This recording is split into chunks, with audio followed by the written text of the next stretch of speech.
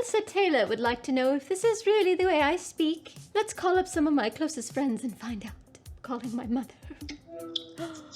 Hello, Mother. Hello, daughter. The good people of the Neverland Book Club would like to know, is this the real me? Is this my real voice? Or is it just a character?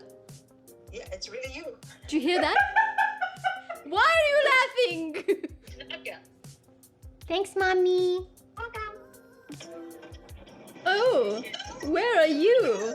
The good people of the Neverland Book Club would like to know, is this the real me or is this just a character? What do you think? Sister, who knows me better than anyone else on this green earth? Is this the real me? Yes. Yes, this is definitely you. This is beyond you. It's sweet to see this much of you with everybody.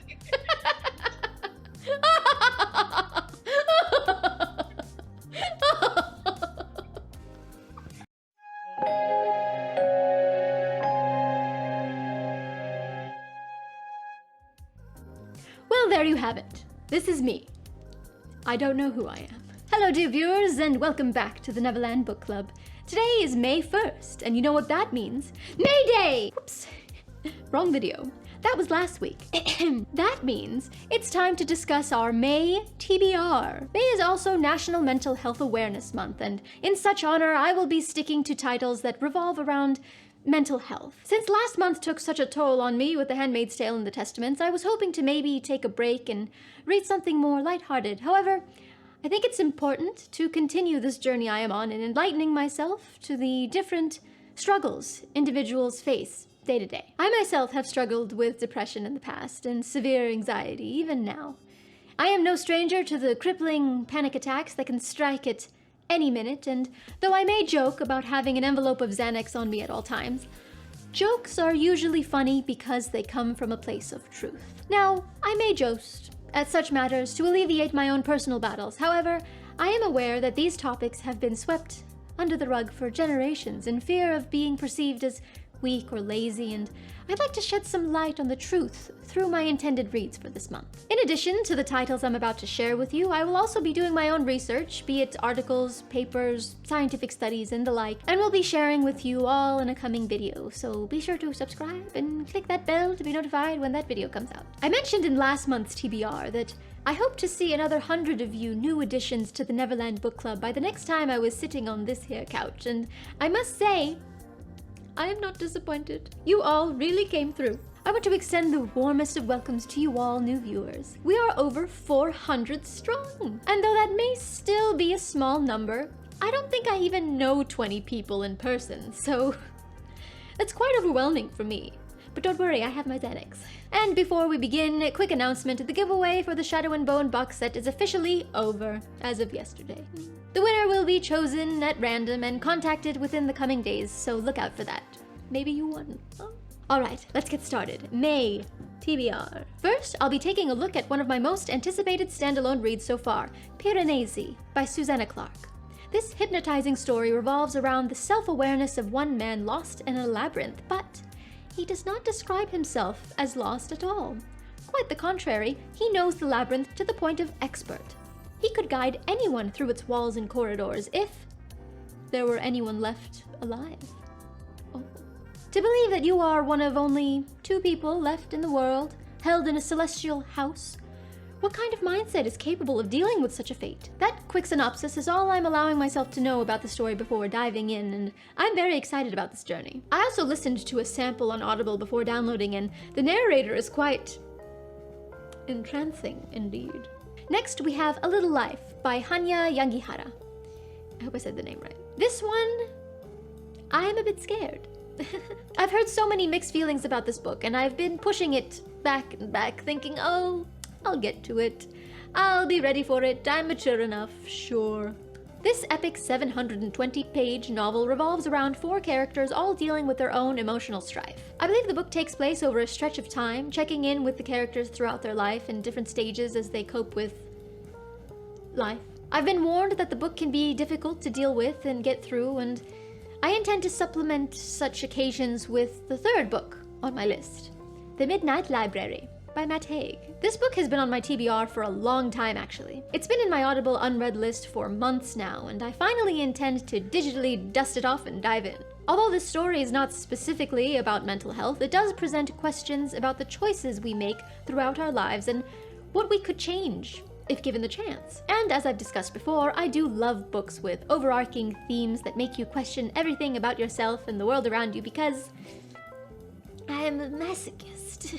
Next on the list we have Sometimes I Lie by Feeney. This fun little nightmare is told from the perspective of a comatose woman who can hear and feel everything happening around her while the world continues to spin. This story explores the possibility of believing a lie into truth, which is how many people cope with reality, really. This title is more of a psychological thriller rather than a heavy-handed mental health novel, but isn't anxiety itself just another word for psychological thriller?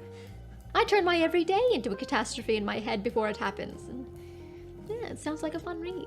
Moving on to The Push by Audrain. This one was actually recommended to me by my lovely mama, who is also an avid reader and watches these videos, so hi mommy, I miss you already. I'm an adult. She actually told me not to read it until she had finished it herself, basically taste testing it to see if I would be able to handle it, as she put it, because she knows me just so well. Ironically enough, the story is about a mother who longs for a connection with her child. Mama, are you trying to tell me something? This psychological drama deals with the stress of new motherhood and what women may face in the wake of their postpartum journey. A conversation that is so little heard, yet so very important to have about having a child and believing women when they tell their side of the story. An intense read, I predict, but one I think I'll enjoy, nonetheless. Thanks, Mama. And finally, I plan to end out the month with Turtles All the Way Down by John Green. I have read all of John Green's previous books and have enjoyed them all. Some more than others, but all have held a special place in my reading heart, and I actually remember where I was both in location and in age with every book. My favorite so far being Looking for Alaska because, oh, the pain. This book is not new. It was actually released in October of 2017, but as you may now know, I've gotten back to reading YA after a long yet unintentional hiatus. I feel like John Green has an incredibly accurate voice when writing young people. I remember reading his novels in high school and beginning of college and feeling like I was being understood as a reader. Like this was written specifically for me. He also was not afraid of using his craft to shed light on mature topics that should be discussed with young readers, triggering things like suicide, loss of love, loss of ambition, loss of self. So many works by Green with so many different lessons to learn. I can't wait to read this title and visit one of my favorite authors. Turtles All the Way Down tells the story of a 16-year-old girl suffering from anxiety and obsessive-compulsive disorder. We enter a mind of never-ending combat within itself, silent on the surface, yet screaming in war. Something I am all too familiar with. Well, that's my May Day plan, everyone. Those are the books I intend to read in this lovely spring month of May. And please don't ask me if I was able to finish all of the books on my April TBR because I don't want to lie to you. Ironically, after starting this channel, I've had even less time to read, so I intend to listen to all of these titles, except Turtles All the Way Down, because I already have a physical copy. On Audible! My commute to and from work is challenging for my anger issues, but having an Audible companion on my daily journey will definitely ease the dread of knowing how I am wasting away on a highway with no one to blame but myself for subscribing to a world that demands my time be exchanged for a currency that no longer holds any value other than the faith we as a collective society believe it to possess.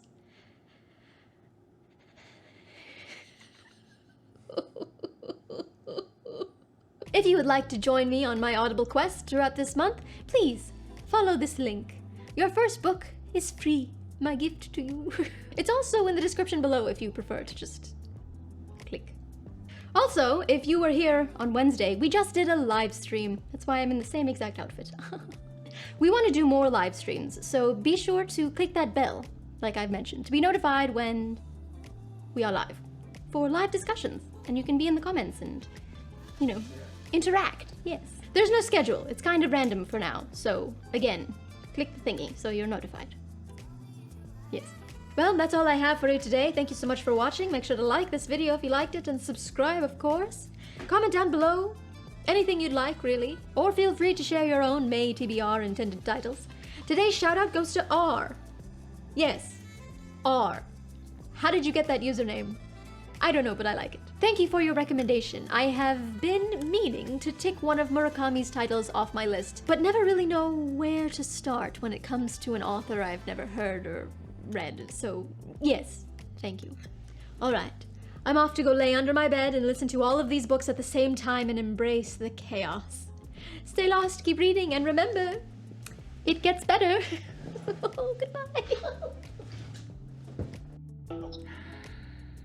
أهلا وسهلا. Where is your wife?